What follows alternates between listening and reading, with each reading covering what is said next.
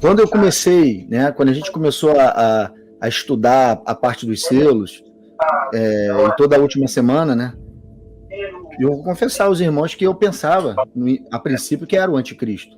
Né, e tem muitos irmãos que acham também que é o anticristo. Mas, conforme a gente vai esquadrinhando os selos, a gente vai trabalhando nas trombetas e toda a edificação do Império da Besta e o Ministério das Testemunhas, vai perdendo um pouco de sentido isso. Porque o anticristo ele não sai vencendo para vencer. Na verdade, ele entra na última semana, ele já entra perdendo nesse confronto, nesse embate com Deus, ele sempre entrou perdendo e vai perder, e vai ser derrotado até o final. Porque desde o princípio da última semana até o final dela, existe uma briga entre a luz e as trevas. As testemunhas, elas estão ali participando da última semana de Daniel, tornando a edificação do 8º Império uma coisa mais difícil, mais penosa, mas ele vai conseguir edificar. Mas se ele edificasse em pleno vapor, irmãos, não ia ter última semana de Daniel, não ia sobrar nada. Entende? Então Deus ele vem minando, ele vem batendo nos povos, nas nações, por causa da pregação do evangelho, que sempre, em toda a história da humanidade, ela nunca foi aceita. Há poucos que ouviram e tiveram os ouvidos para ouvir e aceitaram. Por isso, tanta guerra, tanta fome, tanta miséria. Por isso, esses cavalos estão cavalgando durante a terra, desde a época de Adão. Entende? Desde Adão, esse cavalo branco ele vem sendo anunciado. Adão anunciava o evangelho. Ele contava para os seus filhos, para a sua descendência, a respeito do Éden, a respeito do pecado que eles cometeram. Ou seja, Adão foi o primeiro Cristo. Né? Ele foi o primeiro. E Cristo foi o último. Então, ele era um anunciador do evangelho. E você viu, desde a entrada do pecado e da desobediência, o que aconteceu. Óbvio que no início não tinha povos, línguas e nações, mas foi crescendo aquilo ali. Eles foram se multiplicando pela terra. E, consequentemente, começou realmente os cavalos a cavalgarem sobre a terra, e os impérios, as nações começaram a ser trabalhadas por esses cavalos. Você vê Nimrod, começa Nimrod, a descendência de Noé ali, o império de Nimrod crescendo. Então você já vê ali que começou realmente a cavalgar pela terra esses cavalos. Então, quando eu comecei a pensar sobre isso e ver Apocalipse no final, quando Cristo vem no cavalo branco, aí ele vem vencendo para vencer mesmo, você vê que faz muito mais sentido. E você vê que o cavalo branco ele tem umas peculiaridades. Ele tem um arco na mão, e a flecha não está no arco, a flecha foi lançada. Aí você vê a ação das duas testemunhas, o arco é Judá e as flechas Efraim, as duas testemunhas trabalhando juntas, porque o arco sem a flecha não funciona, e a flecha sem o arco também não funciona. Então você vê ali o mover das duas testemunhas sendo lançada pelo cavalo branco nas nações, nas terras, e o ministério das testemunhas começando a acontecer na última semana. Isso. O que está nesse livro? Esse livro é a última semana de Daniel, é o Apocalipse, irmãos. Está escrito o Apocalipse ali. Esse selo, Daniel, ele não entendeu e falou, mas quando que vai acontecer essas coisas? Aí Deus fala, vai Daniel, isso está selado e encerrado para o tempo do fim. É um livro que não era para ser aberto agora, mas Cristo veio e abriu esse livro. E aí esses selos foram desatados, e dentro desses selos está a história do Apocalipse, a revelação de tudo que os profetas falou em mistério, e agora está sendo revelado, porque Deus passou para o seu filho, deu nas mãos do seu filho esse livro, e ele desatou os selos, jogou luz sobre o Apocalipse, sobre os profetas, a lei, os profetas e os salmos. E interessante quando você trouxe que os 4 cavalos eles são enviados por Deus, né? Não somente o cavalo branco, mas os outros também. E a gente já fez essa conexão dos quatro seres viventes que estão contados junto ao altar, e quando a gente vai lá para Ezequiel 1, a gente vê aquela roda, né? Até comentei isso no último podcast, que aquela roda vão para os 4 cantos, aonde o Espírito quer que elas vão, entende? Elas fazem cumprir essa vontade. E isso a gente conecta com as duas testemunhas. Esse último versículo, esse versículo que você citou, mas que você leu na live, eu até faço questão de ler aqui, que está em Zacarias 9, no versículo 13. Porque para mim curvei Judá como um arco e o enchi de Efraim. Suscitarei a teus filhos, ó Sião, contra os teus filhos, ó Grécia, e te porei em Sião como espada de um valente. O Senhor será visto sobre os filhos de Sião, e as suas flechas sairão como relâmpago. O Senhor Deus fará soar a trombeta e irá com os redemoinhos do sul. Então a gente vê que eles saem como flechas. E interessante é que não tem como a gente desconectar os selos das trombetas. Não tem como. Porque tem gente que diz, não, mas olha só, depois do 7º selo é que vai ser abertas as trombetas. Mas não. É uma ampliação, tá? Porque assim, as trombetas é uma outra... Deus está mostrando pra gente um outro panorama dos selos. Então é como se fosse assim, olha, vou te mostrar aqui o selamento, mas agora as trombetas vai revelar coisa um pouco mais profunda do que irá acontecer de fato. Quando abriu o 2º selo, ouvi o 2º ser vivente dizendo, vem. E saiu outro cavalo vermelho, e o seu cavaleiro foi-lhe dado tirar a paz da terra, para que os homens se matassem uns aos outros. Também lhe foi dado uma grande espada. Meu irmão Ricardo, o que o irmão pode trazer sobre isso para nós? Maravilha. Bom, o 2º cavalo, eu percebo assim como uma consequência daquilo que aconteceu depois da abertura do 1º selo. O 1º selo, ele está apontando para o ministério das 2 testemunhas, e as 2 testemunhas elas vão percorrer a terra para anunciar a palavra, o evangelho da paz, o evangelho eterno, a sã doutrina. E infelizmente muitos vão resistir, não vão aceitar, muitos vão se rebelar inclusive e confrontar as 2 testemunhas. E tá aí a importância de ter esse posicionamento que o Senhor requer das 2 testemunhas, um posicionamento, um revestimento, uma entrega, uma renúncia total de toda a sua vida a serviço do reino. Então eu percebo isso quando o pastor Pedro estava falando aí, né? Comecei a meditar acerca da menorá, que nós tratamos aqui nos capítulos 2, capítulo 3, e nós enxergamos na menorá as 2 testemunhas, Esmirna de um lado e Filadélfia de outro. Aí eu percebo o que o Senhor requer e exige de cada um de nós como testemunhas. Quando nós olhamos para a menorá, nós enxergamos aqui, né, na sua estrutura, 9 amêndoas de um lado, 9 amêndoas de outro lado, e a gente consegue conectar, porque a vara de amendoeira que Jeremias segurou, lá em Jeremias 1, né, o Senhor diz, eu velo em cumprir com a minha palavra, né? E o Senhor, cumprindo a sua palavra através das 2 testemunhas, que tem uma estrutura de revestimento, tanto dos 9 dons espirituais, de um lado da menorá, como também dos 9 virtudes do fruto do Espírito. É um revestimento espiritual que as 2 testemunhas vão ter nos últimos dias. E aí eu vejo aqui e percebo essas 4 amêndoas da haste central também fazendo uma associação, né, dos 4 querubins que estão diante do trono de Deus. Por quê?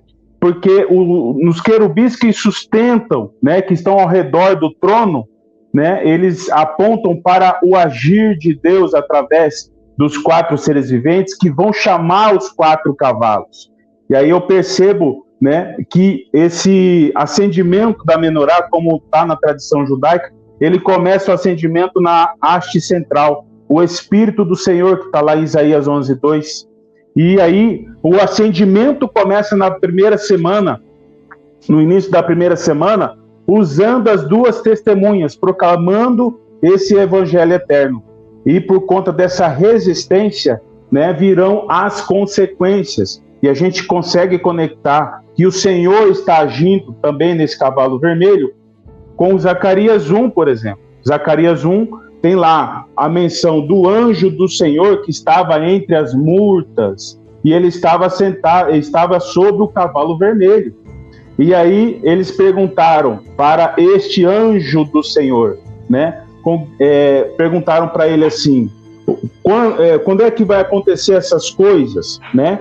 e com grande zelo estou zelando por Jerusalém, e com grandíssima ira estou irado contra as nações, em descanso, porque estando eu um pouco desgostoso, eles auxiliaram no mal. Então, a gente percebe que os 4 seres viventes estão conectados com os 4 cavalos, e os 4 cavalos são os 4 ventos do céu, e são os 4 espíritos que vão agitar o grande mar, e o grande mar, povos, línguas e nações. É um trabalhar do Senhor nesta primeira metade da semana. É uma triagem, né? A gente percebe dessa maneira. Porque com a aprovação do fogo, com o anunciar da palavra de Deus, e muitos vão resistir, virão essas consequências. Mas é necessário que haja essas consequências, para que encontre no coração de cada um o arrependimento. Então, essas consequências são necessárias. E a primeira consequência do cavalo vermelho, né, aponta para a morte. Então, são sinais que virão, por isso que nós precisamos associar com as trombetas, porque as trombetas anunciam, né, esses flagelos, e são flagelos para provocar no coração do homem o lugar de arrependimento. É isso. É para uns arrependimento e para outros guerra. Exato, juízo. Guerra, né? Muitas nações vão se arrepender, vão ouvir os testemunhos, vão começar a se arrepender, né? Mas outras pessoas, outros povos, línguas e nações não vão se arrepender. Quando abriu o terceiro selo, ouvi o terceiro ser vivente dizendo: vem. Então vi, e eis um cavalo preto, o seu cavaleiro com uma balança na mão. E ouvi uma como que voz no meio dos 4 seres viventes, dizendo: uma medida de trigo por 1 denário, 3 medidas de cevada por 1 denário, e não danifiqueis o azeite e o vinho. Daí, irmão Pedro. Pô, tem as implicações espirituais, né? Sim. Sobre esse texto. E tem a coisa literal, né? Você vê aí que Deus está sendo zeloso com o alimento, porque tem que sobrar alguma coisa na terra para ele poder prover para o pessoal que está fugindo, né? Tem que ter. Mas para quem não creu na palavra das 2 testemunhas, a comida e a bebida você viu que vai ficar caro, né? Vai ficar difícil. Vai ficar pesado. O denário era um mês de trabalho, né? Se eu não me engano, 1 ano de trabalho, não me lembro agora, um dia de trabalho. Um dia. Era um dia de trabalho. Você trabalhar um dia inteiro para você ter um prato de comida. Imagina a situação de calamidade que vai ser quando isso acontecer, sabe? Não tem como os homens, as nações, os povos que não têm o Espírito de Deus e que não tem como não se indignar, irmão. Se não estiver entendendo o tempo que está vivendo e as coisas que estão sendo faladas na última semana, o cara vai se indignar mesmo. Ele vai querer sair matando os outros pela rua, porque, irmãos, você pode faltar tudo na sua vida, mas se faltar comida, irmão, faltar bebida, o homem se transforma. É a famosa zoomorfização. Você vira animal, irmão. Animal. Quando você chega no extremo da fome, quando você vê seus filhos passando fome, quando você não entende o que está acontecendo na última semana, você sai disposto a matar para trazer comida para dentro de casa. E é o que vai acontecer na última semana, na primeira metade da última semana. Então você vê, Deus está falando desse cavalo, né? Aí você vê já o cavalo preto, o preto fala de fome, e aí conecta com Zacarias 6. Você vê lá os cavalos pretos, mas ali são exércitos, né, também, agitando os mares. E aí foi o que eu estava falando com o Wagner antes.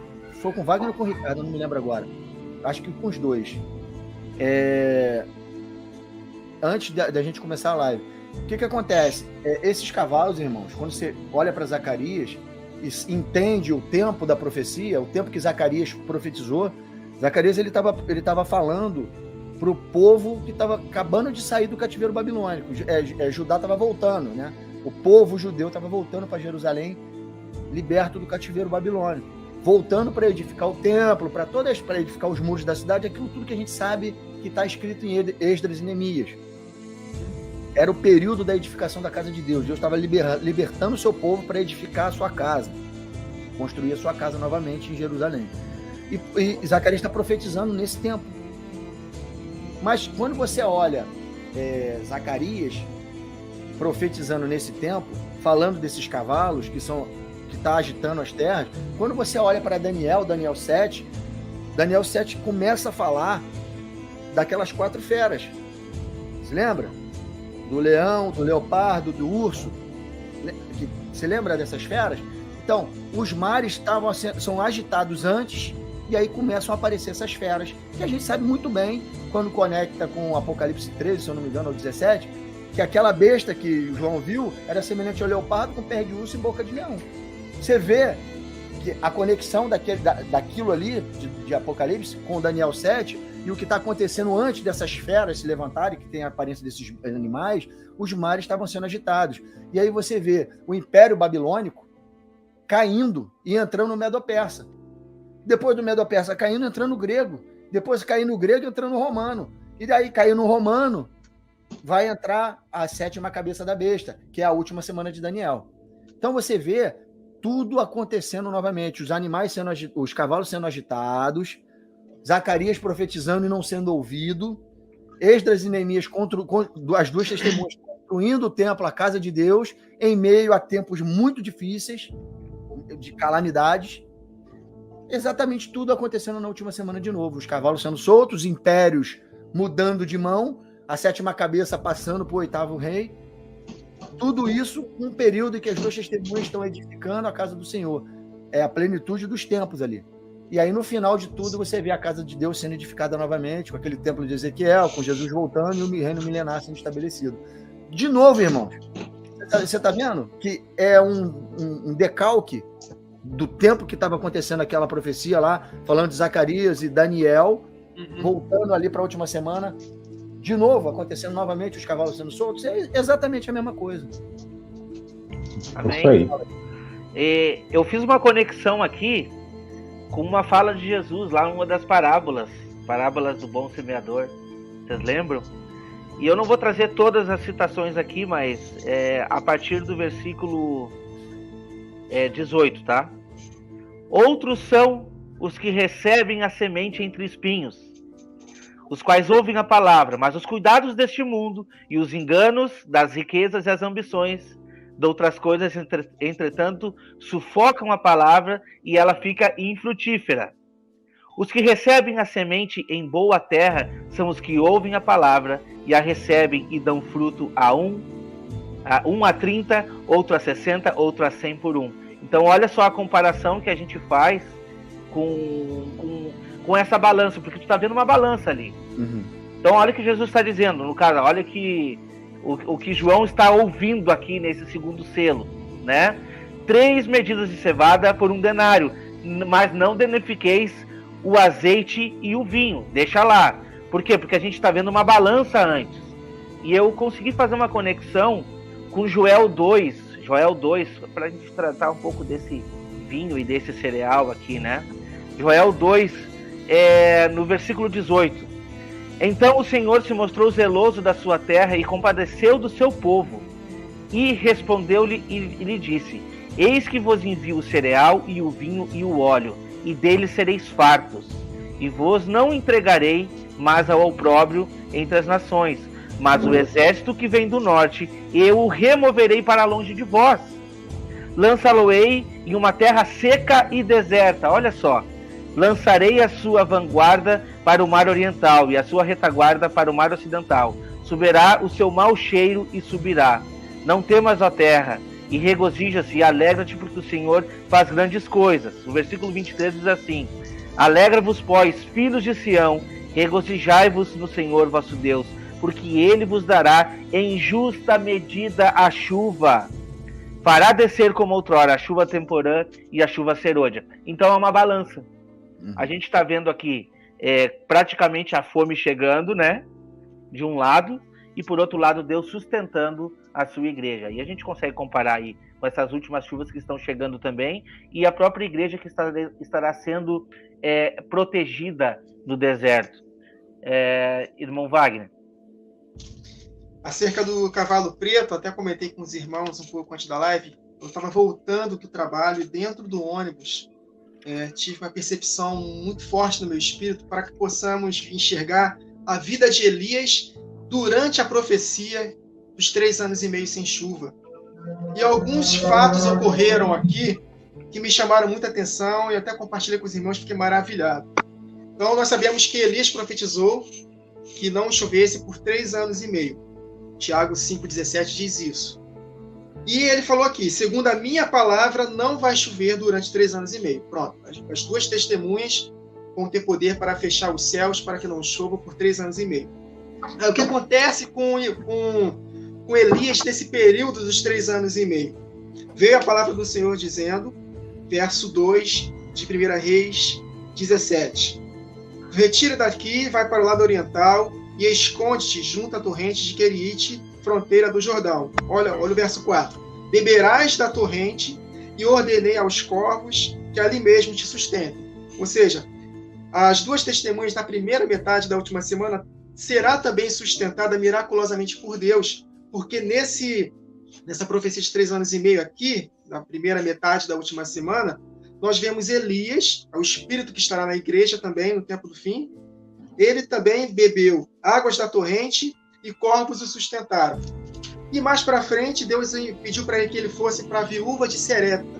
E ali, elas tinham um pouquinho só de azeite e de farinha por causa da grande fome que estava na terra. O Senhor Jesus falou em Lucas 4,25 que Elias foi enviado num período de muita fome. Então, 3 anos e meio sem chuva vai gerar o quê? Cavalo preto, fome na terra. E ele foi para a viúva de Serepta, a viúva o hospedou, deu pão para comer, o bolo, na verdade, né? A farinha, e deu também bebida para ele. E, ao mesmo tempo, o Espírito me fez conectar com as nações que vão ser julgadas no tribunal de Cristo, que vão adentrar o milênio. Por quê? Tive fome, me deste comer. Tive sede, me deste beber. Estava estrangeiro e me hospedaste. Elias era estrangeiro para ela, e ela hospedou Elias. E ela era estrangeira com relação à nação de Israel.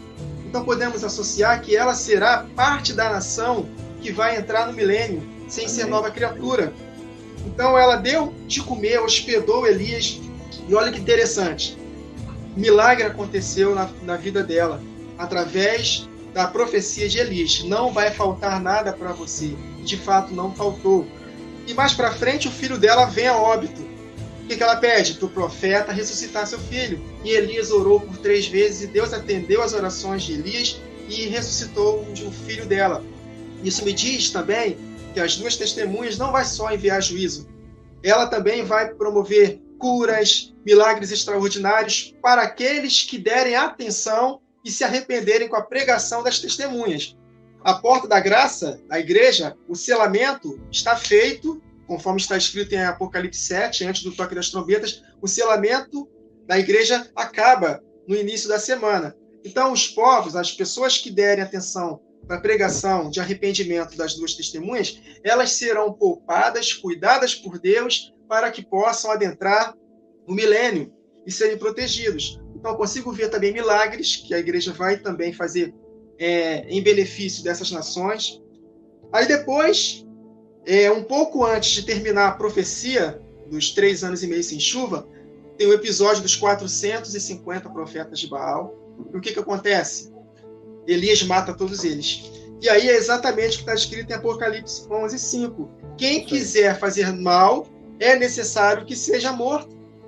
E o interessante é que é no final dos 3 anos e meio que acontece isso. Um pouco mais para frente, as chuvas vêm e acaba a profecia da primeira semana, dos 3 anos e meio sem chuva.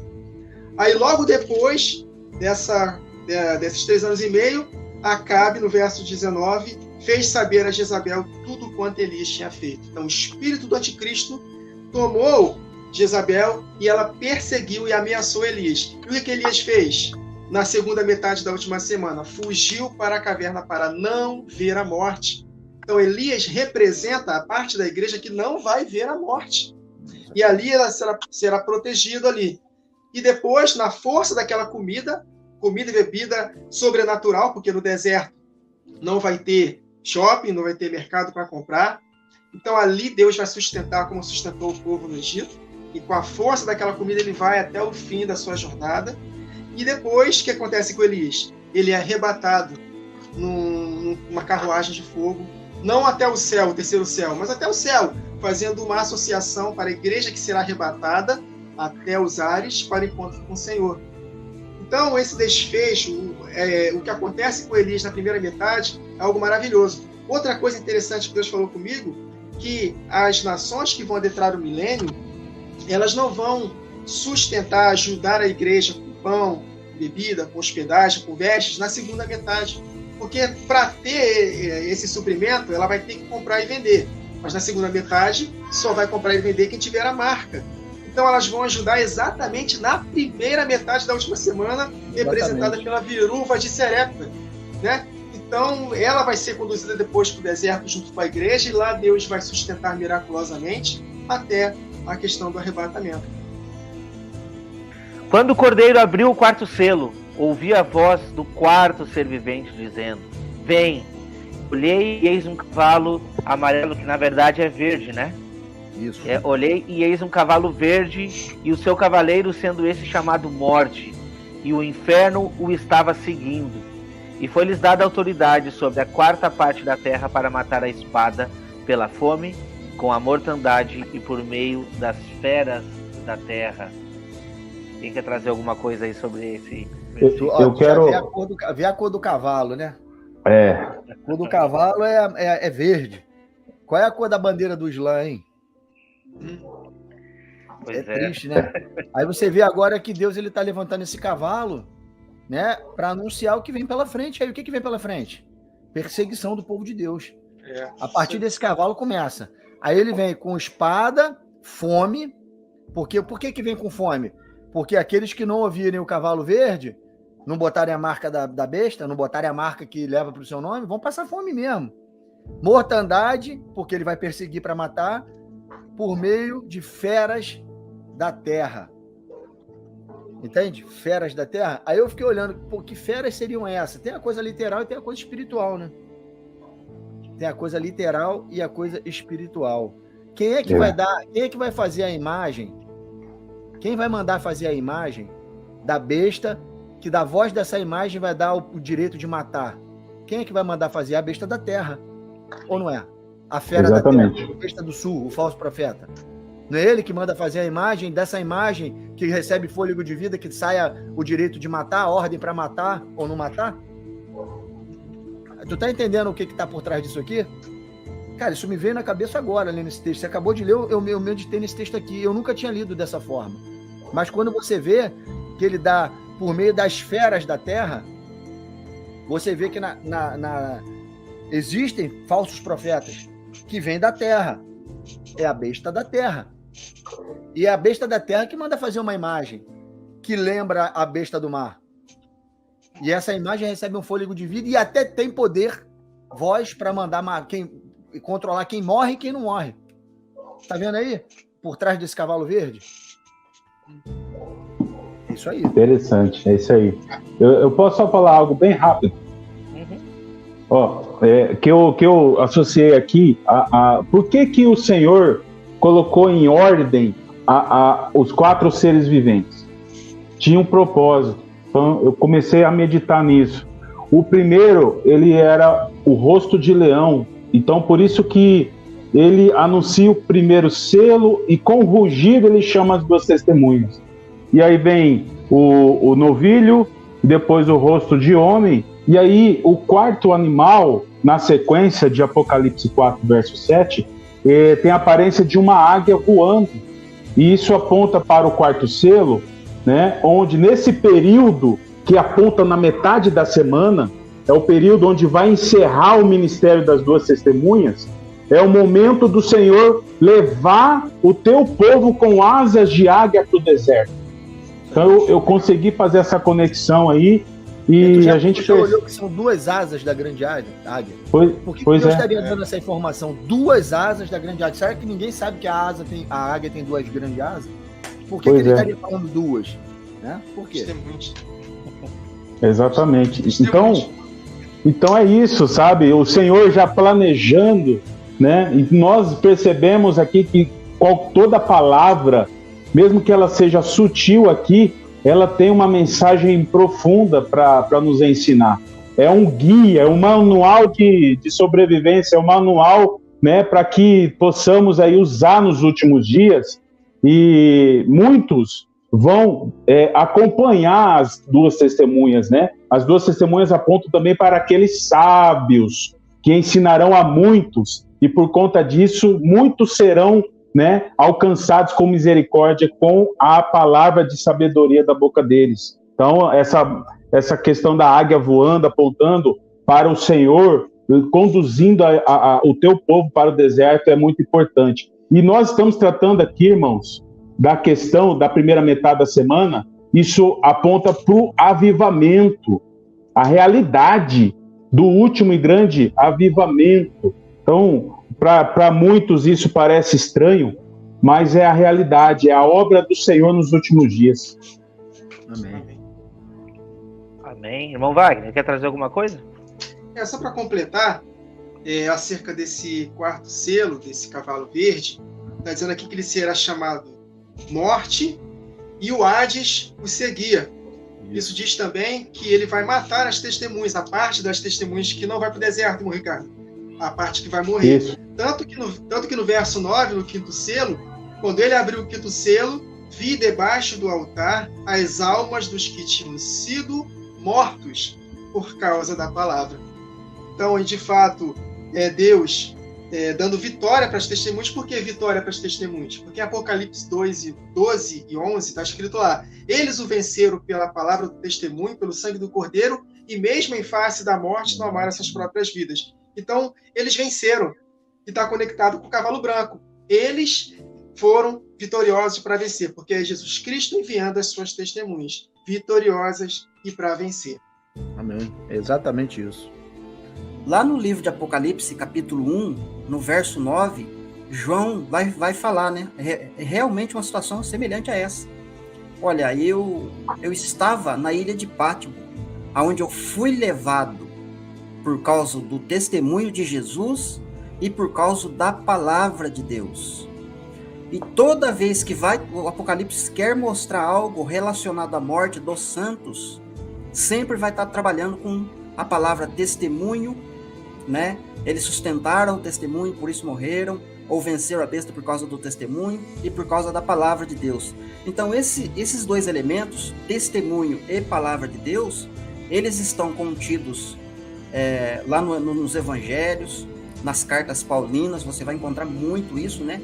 Testemunho de Jesus, quem tem a fé em Jesus, quem guarda os mandamentos, quem obedece os mandamentos. Então o Apocalipse quer nos mostrar, ele não quer esconder, ele quer nos mostrar de que esse grupo de pessoas que morreram, que estão debaixo do altar clamando, essas pessoas sustentaram um testemunho. E o testemunho está relacionado com a palavra de Deus, de pessoas que estão ligadas a Jesus Cristo. Então não tem como você desmembrar. Olha, a igreja tem o testemunho de Jesus, a igreja é santa, a igreja é fiel, a igreja obedece a Jesus. Só que na grande tribulação a igreja não pode estar dando testemunho de Jesus, porque a igreja não está mais aqui. Então, infelizmente, nós temos sim uma multidão esmagadora de irmãos ainda que tem esse pensamento, essa tendência em crer, né? Inclusive, né, no livro do Apocalipse, eles vão pular uma parte do livro, né? Chega no capítulo 4, eles vão direto lá para o 19, né? Porque do 4 até o 19 não aparece a palavra igreja, né? Mas aparece a palavra santos, né?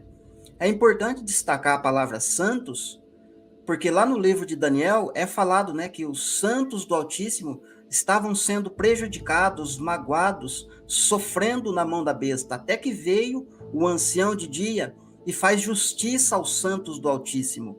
A mesma expressão que o livro do Apocalipse vai mostrar em vários momentos, que os santos é que tem o testemunho de Jesus, é os santos que guardam os mandamentos, são os santos que têm a fé em Jesus e são firmes, né? São perseverantes. Então, esses pontos, né, que não é destacado, sempre quando a gente vê as pessoas, né, falar do livro do Apocalipse, falar da visão, quando eu digo as pessoas, eu estou dizendo no geral, tá, queridos? As pessoas olham, né, e falam, nossa, a besta, né, o anticristo, aquelas coisas todas, né? está fazendo dano na terra, né? Tá prejudicando aquele pessoal que ficou na grande tribulação. Mas eles não conseguem, na maioria das vezes, não conseguem se ver, né, nessa situação. Então, assim, já estou finalizando a minha fala como introdução.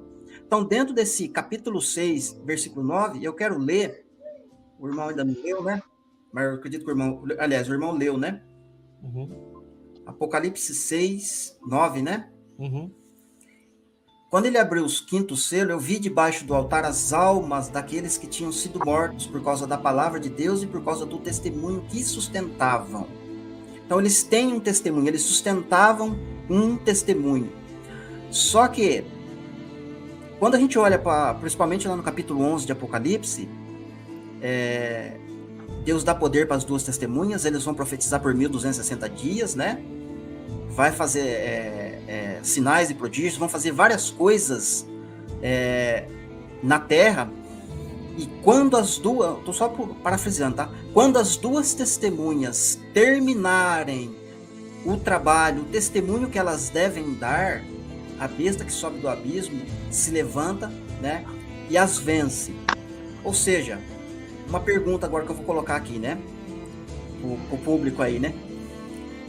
Se a besta vai se levantar para fazer guerra contra as duas testemunhas, né? Se a gente for visualizar como Moisés e Elias, ou como Moisés e Enoque, eu não sei qual, como se fosse duas pessoas, por que ao decorrer do livro do Apocalipse, quando vai destrinchar, vai esmiuçar em detalhes esses eventos, por que o livro não fala, olha, aquelas duas pessoas, né, estão sofrendo na mão, essas duas pessoas sustentaram, que nem a gente leu aqui, ó, essas pessoas que estão mortas debaixo do altar sustentaram o testemunho de Jesus. Aquelas duas testemunhas do Apocalipse 11 sustentaram a palavra, tiveram um testemunho, né? Então a gente não vai conseguir enxergar, ler no livro, na sequência, essa expressão, como sendo assim, só duas pessoas, né? A mesma coisa eu digo lá no livro de Daniel. Você não vai encontrar duas pessoas sofrendo na mão da besta lá. Lá tem uma besta com 10 chifres, né? Uhum. 10 chifres e persegue os santos. No livro do Apocalipse ela tem 10 chifres, só que ela tem 7 cabeças, né? É a única diferença. É porque passou o tempo. Mas é o mesmo animal, é a mesma situação, né? Então, finalizando mesmo agora aqui minha fala, eu só quis fazer esse contraste, essas comparações, e antes da gente adentrar mais profundamente aí nos pontos, né? É que não existe explicações, nem nos profetas, nem no Apocalipse, como sendo só duas pessoas fazendo sinais na terra e a besta pelejando contra duas pessoas. Sempre você vai ter um grupo de pessoas, tanto no livro de Daniel quanto no livro do Apocalipse. Amém? Amém, meu irmão. Muito bem colocado. Irmão Ricardo, o que traz para nós aí? Vamos lá. Interessante, né? As almas que clamavam debaixo do altar, nós precisamos ter o entendimento do santuário, ter o entendimento do tabernáculo, que o Senhor, né, colocou, instituiu para Moisés, e Moisés, né, instruiu todo o povo acerca do tabernáculo. Então, no final da live, eu acho que dá para colocar um link aí a respeito da imagem que nós trabalhamos. Nós íamos compartilhar aqui na live, mas eu creio que depois da live, eu acho que dá para colocar alguns links, e aí nós vamos compartilhar a imagem com os irmãos que estão assistindo. Então, o tabernáculo é muito importante para termos esse entendimento de que altar ele está sendo tratado aqui na abertura do quinto selo. A palavra altar no grego aqui é tusiasteron. E esse altar é o altar de sacrifício lá do átrio do tabernáculo. Então, nós precisamos ter esse entendimento que o átrio, onde ali estão os elementos de bronze, os elementos feitos, no caso do altar de sacrifício, com madeira de acácia revestida de bronze, apontando para o átrio, e o átrio ele vai tipificar nessa visão do tabernáculo celestial a região terrena, o nosso ambiente, terreno. Por isso que as almas clamavam debaixo do altar. E debaixo da terra nós temos uma região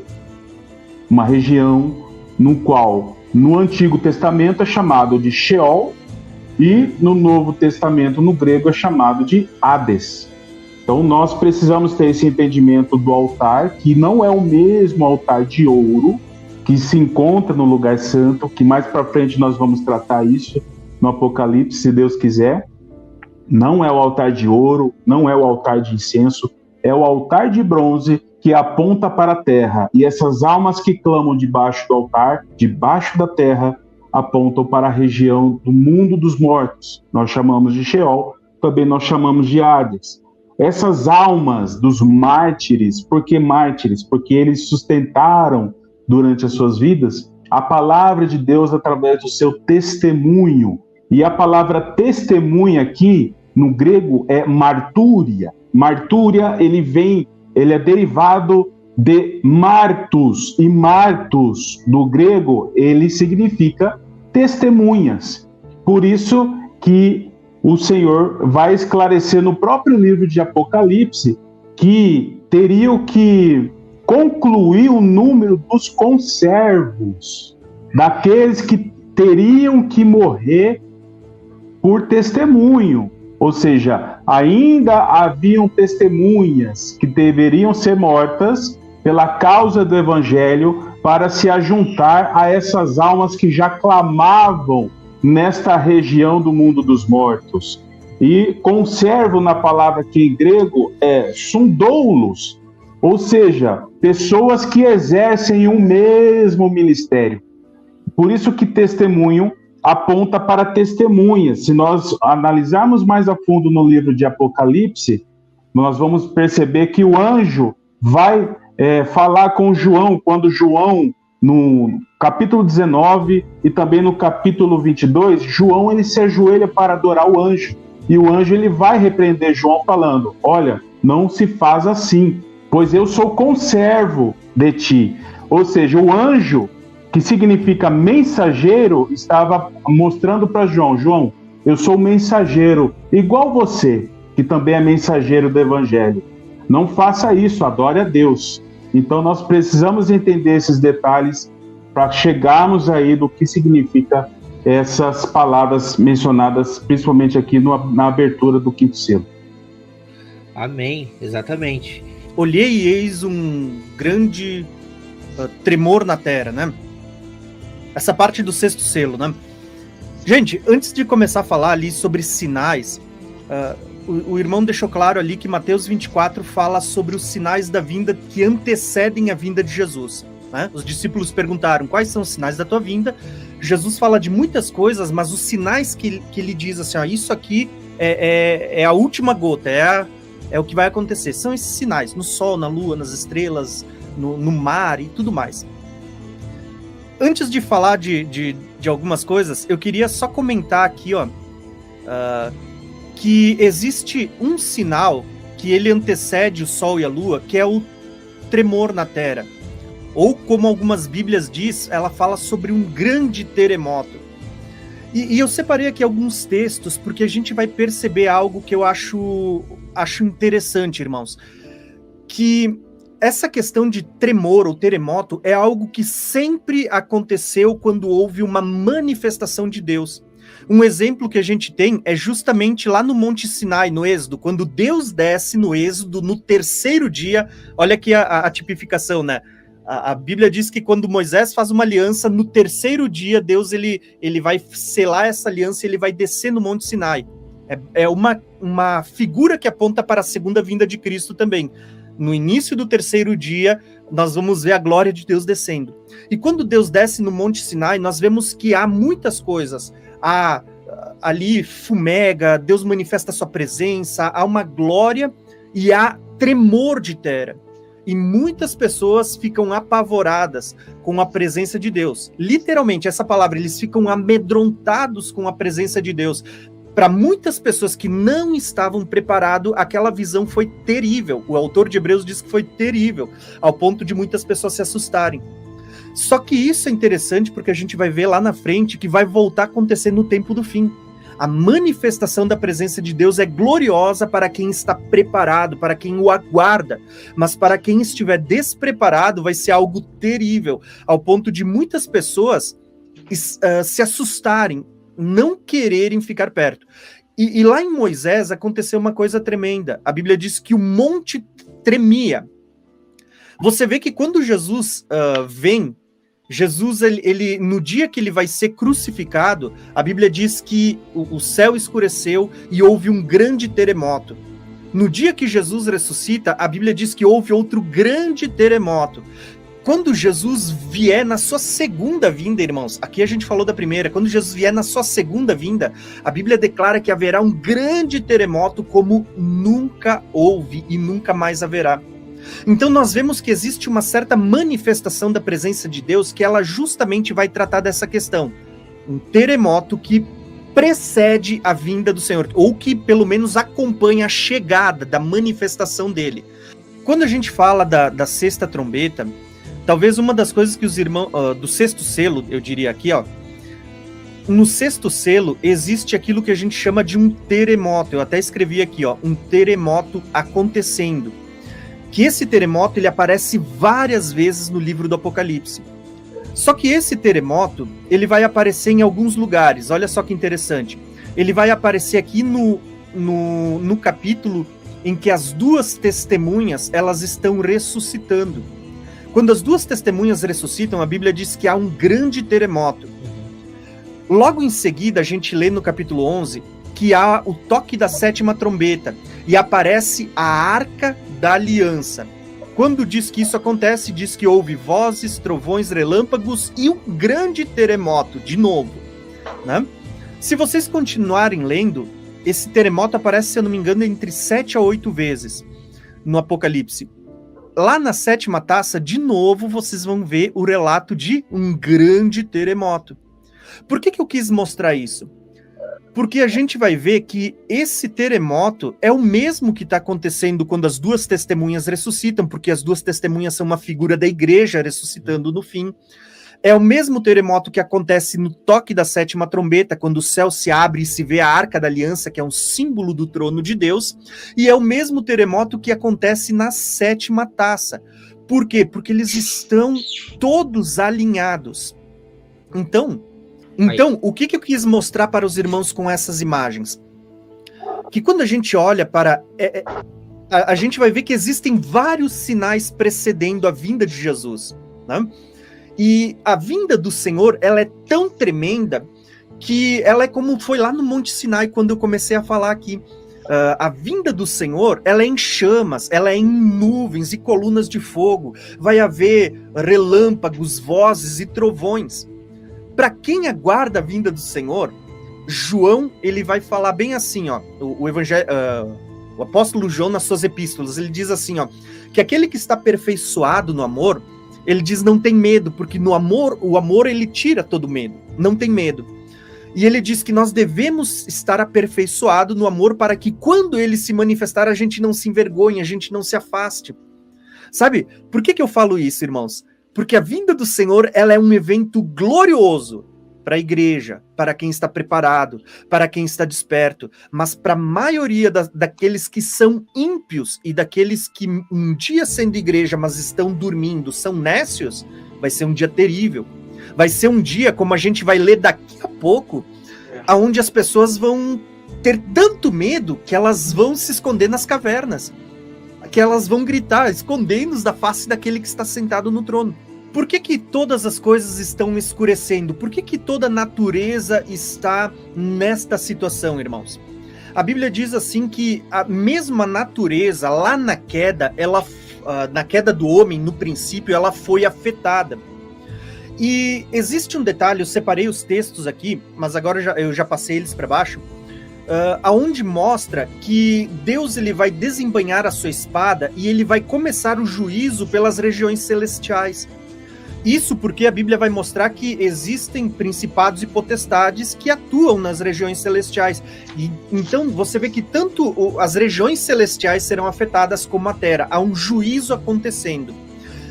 E aí nós vamos ver uma questão de que mesmo a própria natureza, ela aguarda a redenção dos filhos de Deus, e ela também precisa ser redimida. Então você vê que muitas coisas elas vão sofrer também um juízo da parte de Deus. Quando a gente fala do sol, da lua e das estrelas, a Bíblia diz que ali no 6º selo, que o sol ele ficou negro como quem coloca um silício negro, né? Isso era uma espécie de um saco preto feito com pelos de cabra. É como se Deus estivesse dizendo, eu vou botar um saco, eu vou cobrir para que ele não dê a sua claridade. A lua tornando-se vermelha como sangue, as estrelas caindo do céu. Aqui existe uma questão polêmica até bem interessante, né, se são meteoritos ou se são estrelas mesmo, por causa da sua dimensão, mas é uma questão para a gente tratar quando tiver mais tempo, né? Mas o que eu quero falar sobre isso? Por que tudo isso está acontecendo? Para que naquele dia, existe até os profetas falando sobre isso, eu tinha separado aqui, diz que naquele dia será dia de negridão, dia de trevas, e naquele dia só o Senhor será exaltado. Por que o texto está falando que só o Senhor será exaltado? E por que a Bíblia diz que a vinda do Senhor ela será um evento visível que todas as nações verão? Porque aquele dia vai estar tão escuro, o sol não deu a sua luz, a lua está vermelha, as estrelas que brilham no céu se foram. Aí, quando você tem esse cenário de escuridão, tudo escuro, você consegue compreender a mensagem de Jesus em Mateus 24, quando ele diz que a vinda dele é como um relâmpago, que se mostra, né? Que se mostra. Por que se mostra? Porque quando o relâmpago ele dá o seu clarão no meio de uma noite densa, o que aparece? É só o relâmpago que brilha. A vinda do Senhor, a Bíblia diz assim, que ele virá na glória do seu Pai junto com os anjos. Quando a Bíblia diz que as nações verão Jesus vindo em glória, a palavra glória é resplandecer.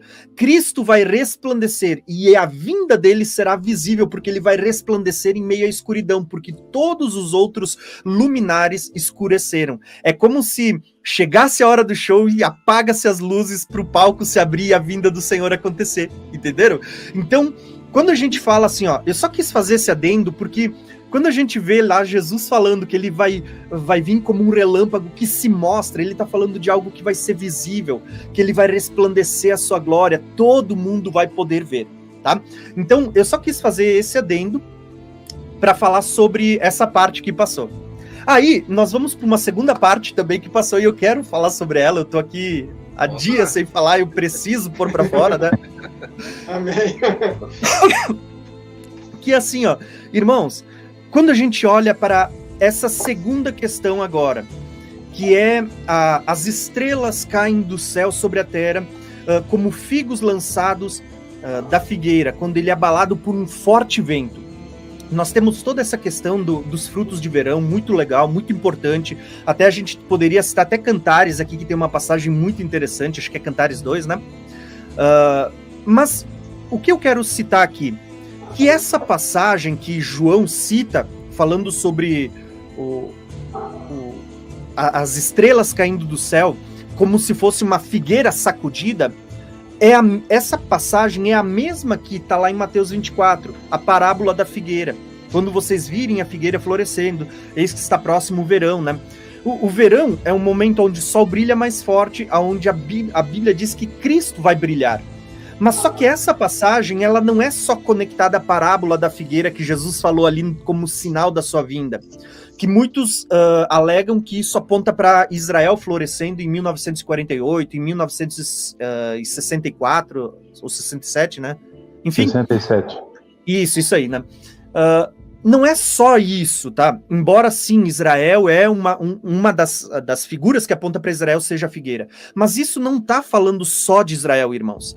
Quando a Bíblia fala da parábola da figueira, você vê que aqui no Apocalipse, que é uma revelação dada por Jesus, a figueira que é as estrelas caindo do céu. Não está falando de Israel aqui. E se vocês olharem, esse texto ele vem muito antes das palavras de Jesus.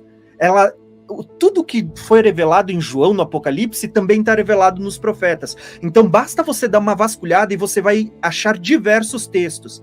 Eu achei vários, mas eu quero citar um que eu acho que é chave. Isaías 34, o versículo 4 diz assim, ó: as estrelas dos céus serão todas dissolvidas, e os céus se enrolarão como um pergaminho, e todo o exército dos céus cairá como folhas secas da videira e da figueira. Isaías 34, versículo 4, ele está citando a mesma figura, que o céu, as estrelas estão caindo, e ele vai fazer uma conexão com a figueira e com a videira. Até teve o irmão que citou Lucas. Lucas diz assim, na parábola da figueira, né, quando a figueira e todas as árvores, né? Então você vê que existe toda essa figura, tá? Então, eu só quis citar isso para mostrar que existe conexão com tudo que a gente está falando, tudo que foi profetizado, existe um link nos profetas que a gente poderia procurar com mais tempo, e a gente encontraria todas essas coisas, tá? Mas, sim, agora concluindo a minha fala, agora sim eu quero falar então sobre o que o irmão falou, que era o céu retirou-se como um livro enrolado, né? Então, agora, eu gastei tudo isso só para matar minha vontade de falar. Mas agora eu queria falar sobre isso, tá? Essa questão de o céu retirou-se como um livro que se enrola, ela... para vocês entenderem, para quem está nos acompanhando de casa, a Bíblia ela vai trazer uma figura como se Deus tivesse criado a terra e tivesse vestido a terra com firmamento, como se fosse roupas, como se fossem vestimentas. Essa é uma linguagem bíblica, né? Como se Deus estivesse estendido uma roupa, ou como se Deus estivesse estendido um rolo aberto. E a criação é como se fosse a história nesse rolo aberto. Beleza. São duas figuras diferentes. A história de um rolo aberto e a história de como se fossem roupas. Só que em toda a palavra, desde o Velho Testamento, você pode olhar na lei, nos salmos, nos profetas, e inclusive quando você vem no Testamento, essas coisas são repetidas. Deus está anunciando que ele não só vai fazer novos céus e nova terra, vai fazer todas essas coisas, como ele está anunciando que ele vai trocar a roupagem dessa terra que a gente vive hoje. Então a gente vai encontrar lá nos... Eu vou citar Salmos, mas vocês vão ver que isso está no Velho e no Novo Testamento. Eu quero intercalar alguns textos. Aonde que você vê isso escrito, irmãos, que o céu se recolheu como um pergaminho? Salmos começa falando numa linguagem metafórica muito semelhante. Ele vai dizer assim, ó, Salmo 102, 25. No princípio, firmastes os fundamentos da terra, e os céus são as obras das tuas mãos. Eles perecerão, mas tu permanecerás. Eles envelhecerão como vestimentas, como roupa, tu a trocarás, e eles serão jogados fora. O que o salmista está dizendo? Que os céus ele envelhecerão e que o Senhor trocará eles como roupas. Entende? Então o que está acontecendo aqui no sexto selo? Deus está rompendo ele e Deus vai trocar, Deus vai fazer novos céus. Esses céus serão refeitos por ocasião da vinda do Senhor. O autor de Hebreus 1:10, ele vai citar esse mesmo salmo, ele vai citar a mesma coisa, vocês podem conferir em casa, né? Mas, deixa eu só achar aqui o texto, que eu acho que deve ser em Isaías, onde ele vai usar essa mesma figura. Isaías, ele está dizendo que Deus, ele vai trocar como um pergaminho. Aqui, Isaías 34:4, o texto que eu tinha lido primeiro, tá? Eu separei vários, porque tem várias vezes essa linguagem repetindo, mas eu vou citar um. Isaías 34:4 diz assim, ó, as estrelas do céu serão todas dissolvidas, e os céus se enrolarão como um pergaminho. Olha só, e o exército dos céus cairá como folhas de uma videira e de uma figueira. Por que Isaías está usando essa figura? Eu citei a figura de uma roupa, como se o céu envelhecesse como uma roupa e ela vai ser trocada, mas tem essa figura do pergaminho. Quando você olha o pergaminho se enrolando, existem duas figuras. A que você começa a desenrolar ele de um lado, lembra aquele rolo de pergaminho que os judeus carregam com a Torá, com a lei, enfim? É mais ou menos essa ideia. Só que aqui fala de um pergaminho como se esse pergaminho ele tivesse se rasgado ao meio e se enrolasse um para cada lado, ambos os lados. Então, na vinda do Senhor, é isso que está acontecendo. É como se chegasse ao final de um ciclo, encerrou-se todas as profecias, né? É que nem Daniel lá fala, né, que no final dessas coisas cumprir-se-ão algumas maravilhas, né? Quando chegar ao final das 70 semanas. É como se agora tivesse chegado ao final de um ciclo e cumpriu-se tudo. Aquele pergaminho se rasga no meio e agora a gente vai ver a descida. E é por isso que daqui a pouco, quando a gente for ler dizendo assim que as pessoas estão se escondendo nas cavernas porque elas olham para cima e elas veem o trono de Deus e veem a ira do Cordeiro, as pessoas estão olhando para cima e estão vendo por quê? Porque os céus foram descortinados. Não existe mais nada tapando para que a gente deixe de ver o que está acima de nós. As pessoas vão ver os céus abertos e aí a glória de Deus se manifestando. E quando o céu se abre, na primeira vez o céu se abriu para Cristo subir, agora o céu se abre para ele voltar. Gente, isso é tremendo demais, tá? E havendo aberto o 7º selo, fez silêncio no céu por meia hora, e viu 7 anjos que estavam diante de Deus, e foram-lhes dadas 7 trombetas. Meu irmão Wagner Nunes, o que você pode trazer para nós aí? Amém. É importante nós compreendermos que o livro selado de 7 selos, Jesus, a cada selo que ele vai abrindo, ele vai nos contando o que vai acontecer na última semana. Na verdade, o livro selado de 7 selos fala o que vai acontecer na última semana que vai anteceder a volta de Jesus. E, obviamente, falando também sobre a volta de Jesus. Recapitulando, né? O primeiro selo é Cristo enviando suas testemunhas, vitorioso para vencer. Depois, o segundo selo, que é o cavalo vermelho, tirar a paz da terra. Jesus disse que não veio trazer paz, mas sim espada. Né? E no terceiro selo, fome. Tudo consequências da ação das 2 testemunhas. E depois, o quarto selo, que é verde. Aí vem o anticristo, manifesta, mata as testemunhas. Quinto selo, o que acontece com as testemunhas. O sexto selo, os sinais da vinda de Jesus e, consequentemente, a vinda de Jesus. Então, nós precisamos compreender que o livro selado de 7 selos, ele não é um evento, as trombetas outro evento, as taças outro evento. São eventos paralelos. Então, quando é aberto quando é tocado as trombetas, podemos dizer assim, é o zoom do livro selado de 7 selos. E quando é aberta depois as 7 taças é o zoom da grande tribulação que vai acontecer com os marcados, referente às últimas 3 trombetas. Nós precisamos compreender esse detalhe que é muito importante. E quando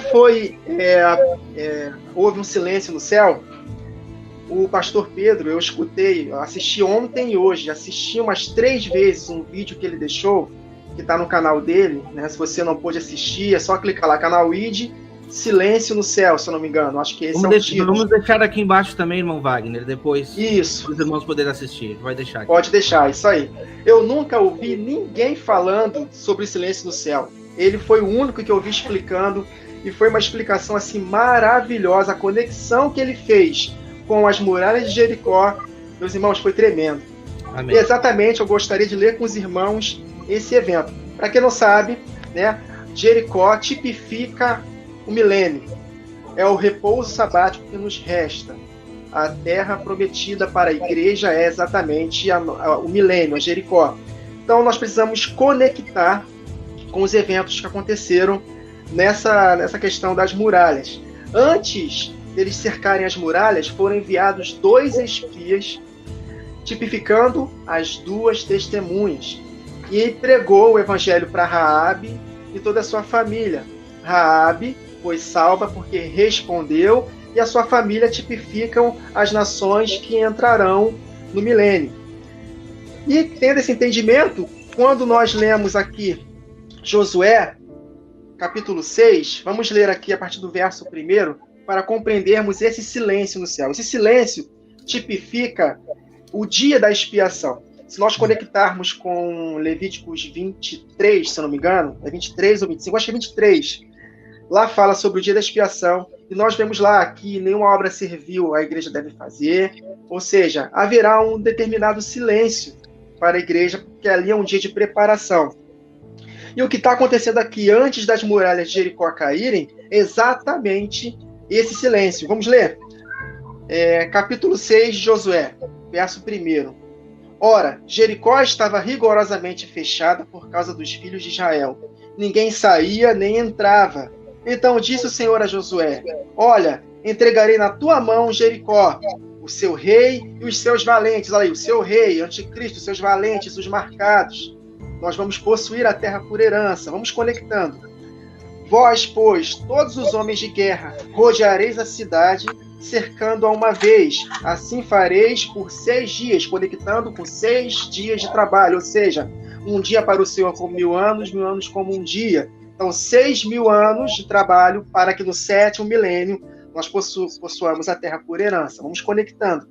7 sacerdotes levarão 7 trombetas. As 7 trombetas que os anjos recebem em Apocalipse, que mais para frente nós vamos meditar. De chifre de carneiro, ou seja, do jubileu, adiante da arca. No 7º dia, Deus concluirá a sua obra através de nós, conosco. No 7º dia, rodeareis a cidade 7 vezes, e os sacerdotes tocarão as trombetas. Vamos pular aqui para o verso 8, para ganharmos tempo. Depois os irmãos leem em casa o capítulo todo. Assim foi, verso 8, que como Josué dissera ao povo, os 7 sacerdotes com as 7 trombetas de chifre de carneiro diante do Senhor passaram a tocar as trombetas. Olha aí, tudo conectado com as 7 trombetas de Apocalipse. E a arca da aliança do Senhor os seguia. A arca tipifica o trono de Deus. Ontem lembram que nós meditamos sobre os 4 seres viventes, os 24 anciãos, que são literais, que apontam para a igreja. Nós estamos diante do trono do Senhor, em total comunhão, cheio do Espírito. Verso 9. Os homens armados iam adiante dos sacerdotes que tocavam as trombetas. A retaguarda seguia após a arca, e as trombetas soavam continuamente. Agora, olha o detalhe no verso 10, conectando com o silêncio que lemos aqui de Apocalipse 8:1. Porém, ao povo ordenava Josué. Josué é uma tipificação de Cristo. Então, Cristo ordenando para nós, enviando as testemunhas, estando conosco, dizendo: não gritareis, olha o detalhe, não gritareis, nem fareis ouvir a vossa voz, nem sairá palavra alguma da vossa boca. Houve um silêncio. Até ao dia em que eu vos diga, gritai, então gritareis. Então, as conexões são tremendas com o dia da expiação. E o que vai suceder? Depois que Jesus Cristo sair do o nosso sumo sacerdote, sair do Santo dos Santos para expiar os nossos pecados, vai haver, de fato, o grito. E aí o Espírito me conectou aqui, me fez lembrar Apocalipse, capítulo 11, verso 15, no soar da última trombeta. Olha só, o 7º anjo tocou a trombeta e houve no céu grandes vozes dizendo: o reino do mundo se tornou de nosso Senhor e do seu Cristo, e ele reinará pelos séculos dos séculos. Tomaremos posse da nossa Jericó.